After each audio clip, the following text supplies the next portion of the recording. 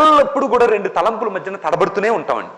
ఈ తడబట్టుని మనం కొంచెం జాగ్రత్తగా గమనించగలిగితేనే కానీ మనం తడబడుతున్నాం అనే విషయమే మనకు తెలియదు. మీరు మునుపటి వల్లే దినములు, మాసములు, ఉత్సవ కాలములు, సంవత్సరములు ఆచరించుట ఎలా?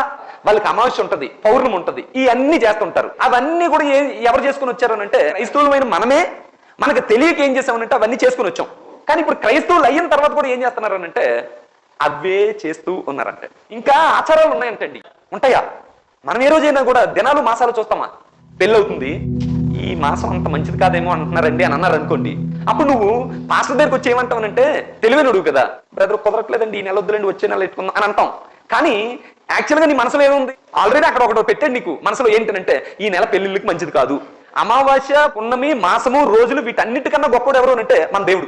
నీకు అది విశ్వసిస్తున్నావా లేదా? విశ్వసిస్తున్నాను కానీ కొంచెం నాకు ఎక్కడో చిన్నది ఉందండి. ఎన్నాళ్ళు మట్టుకు రెండు తలంపుల మధ్యన తడబడుతుంటారు.